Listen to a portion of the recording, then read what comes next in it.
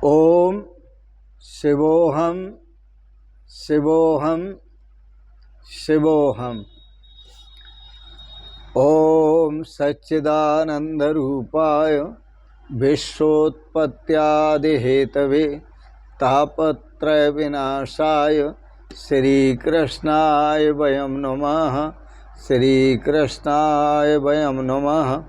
ओम अखंडानंदबोधाय शिष्यसंतापहारिणे सच्चिदानंदरूपाय तस्मै श्री गुरवे नमः। तस्मै श्री गुरवे नमः। पूर्व प्रसंग में श्रीमद् भागवत के षष्ठ छठे स्कंध में आप श्रवण कर रहे थे।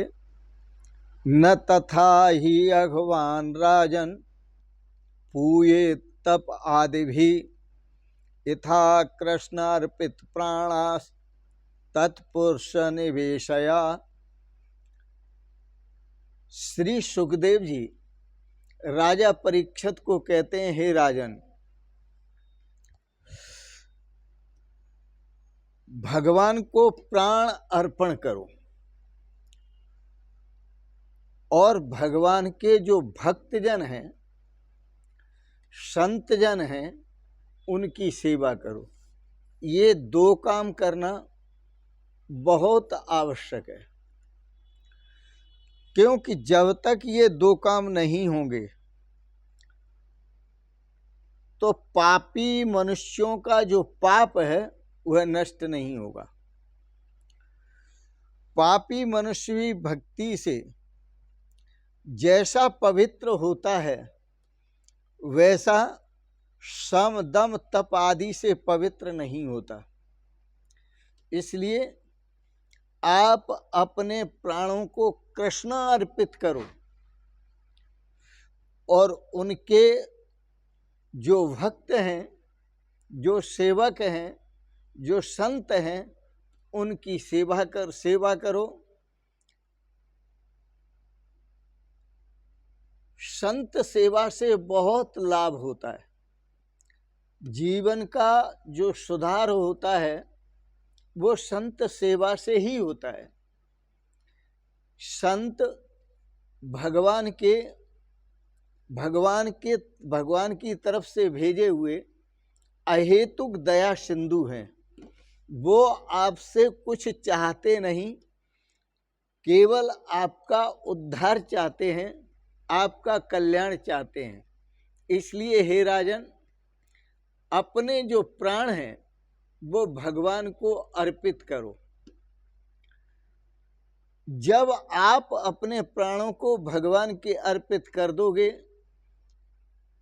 तो यह जो पाप करने की वासना है वह वासना चली जाएगी, नष्ट हो जाएगी, क्योंकि भगवान को स्थान मिल जाएगा अपने प्राणों में। तो अपने प्राण भगवान के अर्पित करो। इसका अर्थ समझें कि जो सीधे शब्दों में श्वास श्वास में हरि भजो, वृथा श्वास मत खोए, ना जाने इस श्वास का आवन होए न होए।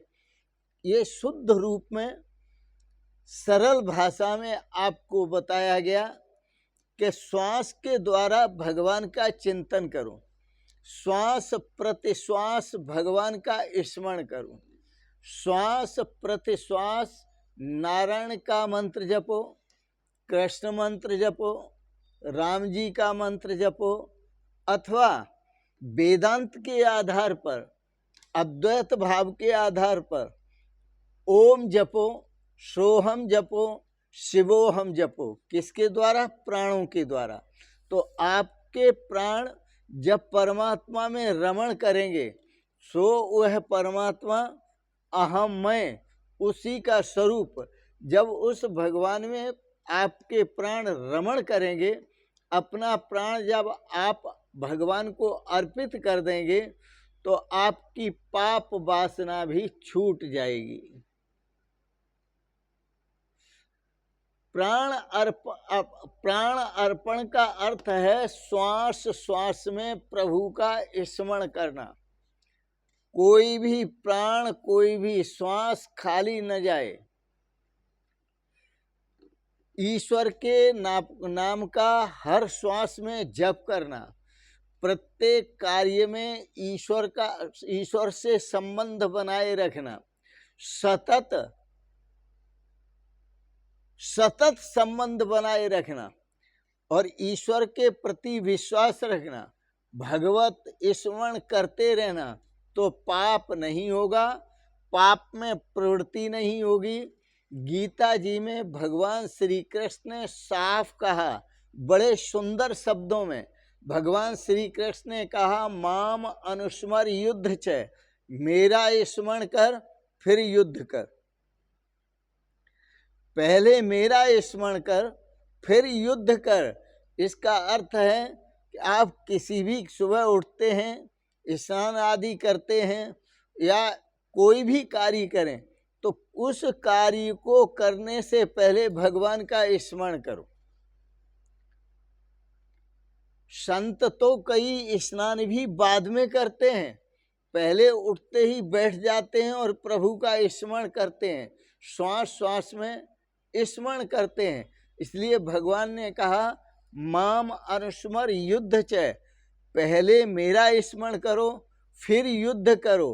पहले मेरा स्मरण करो फिर अन्य कोई कार्य करो, सांसारिक जो भी करना चाहते हो, जो आपके हित में है, जो शास्त्र विहित है, वह कार्य बाद में करो। जब तक परमात्मा का ज्ञान नहीं होता, याद रखना, जब तक परमात्मा का ज्ञान नहीं होता, परमात्मा के स्वरूप का ज्ञान नहीं होता, तब तक जीव का अज्ञान नष्ट नहीं हो सकता। और जब जीव का ज्ञान नष्ट नहीं होता, जब तक परमात्मा के स्वरूप का ज्ञान नहीं होता, तब तक जीव का अज्ञान नष्ट नहीं होता। और जब तक अज्ञान नष्ट नहीं होता, तब तक जीव की जो वासना है वो वासना नष्ट नहीं होती। इसलिए वासना को जो नष्ट करना है, वासना तभी विनष्ट होती है जब हम जो ईश्वर आनंद स्वरूप है, जो परमात्मा आनंद स्वरूप है, उस आनंद स्वरूप परमात्मा को समझ लें। और जो संसार दुख स्वरूप है, इस दुख रूप संसार को समझ लें। भगवान श्री कृष्ण ने गीता में साफ कहा, दुखालयम अशाश्वतम, यह संसार दुख का घर है, क्षण भंगुर है। और इस क्षण भंगुर संसार से मुक्त होना है तो वासना को नष्ट करना पड़ेगा। जब हम परमात्मा का चिंतन करते हैं, परमात्मा के स्वरूप का ज्ञान करते हैं, तो अज्ञान नष्ट होता है। अज्ञान नष्ट होता है तो वासना भी अज्ञान से उत्पन्न होती है, तो वो वासना भी नष्ट हो जाती है। वासना का जो मूल है वो अज्ञान है।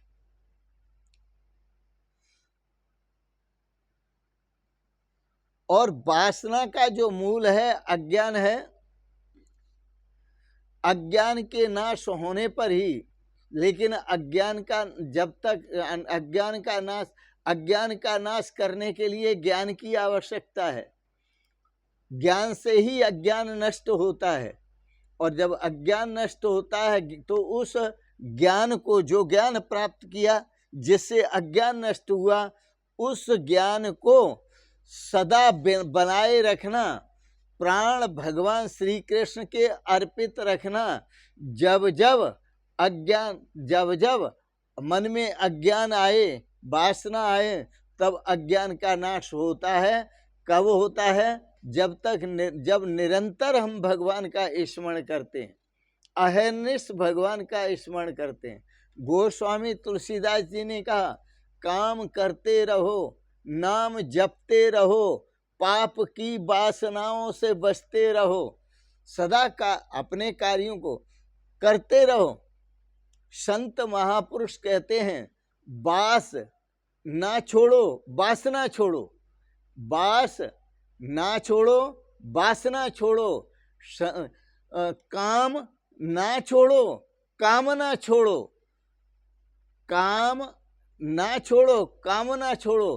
काम यदि आप अपने गृहस्थ के जो धर्म संपत्त कार्य हैं उनको छोड़ देंगे तो आपके शरीर की यात्रा भी मुश्किल हो जाएगी। इसलिए काम को नहीं छोड़ना है, लेकिन कामना को छोड़ना है। जिस घर में आप रहते हैं उस घर को नहीं छोड़ना है, वास को नहीं छोड़ना है। घर में रहते हुए वासना का त्याग करना है, तभी जीवन में श्रेय की प्राप्ति होती है। मन को सदा पवित्र रखना, और जो योगीजन सम दम उपरति तितिक्षा श्रद्धा समाधान आदि के द्वारा साधन करते हैं, वो इंद्रियों को विषयों से तो रोक लेते हैं, लेकिन इस इंद्रियों को विषयों से रोक लेने मात्र से उनका कल्याण नहीं होता। इंद्रियों को विषयों से रोक लेने के बाद इंद्रियों को परमात्मा की तरफ मोड़ना होता है। कि जब हम इंद्रियों को संसार की वासना से रोक लेते हैं, फिर हम हर इंद्रिय को परमात्मा की तरफ मोड़ दें। आँख से दर्शन करें तो परमात्मा का, कान से श्रवण करें तो परमात्मा का, मुख से उच्चारण करें तो परमात्मा का, तभी जीव का उद्धार होता है। तभी मन परमात्मा स्वरूप में स्थिर होता है। आप अपने मन को चंचल न बनाएं, परमात्मा स्वरूप में स्थिर करें, तभी जीवन में श्रेय की प्राप्ति होगी, कल्याण की प्राप्ति होगी। तभी आप उस परम आनंद स्वरूप परमात्मा के परम आनंद का अनुभव कर सकेंगे। जो आनंद शाश्वत है, जो आनंद शाश्वत सुखमय है, जो आनंद शाश्वत शांतिमय है, फिर आपको अपने जीवन में कृतार्थता प्राप्त होगी। इन शब्दों के साथ ही वाणी को विराम देते हुए आपने श्रीमद् भागवत के प्रसंग को श्रवण किया। श्री सुखदेव जी और राजा परीक्षित का संवाद, इसके लिए बहुत बहुत अनुग्रहित हैं। एक बात जरूर कहेंगे, आप सबके प्रति पुनः बहुत बहुत शुभकामनाएं करते हैं।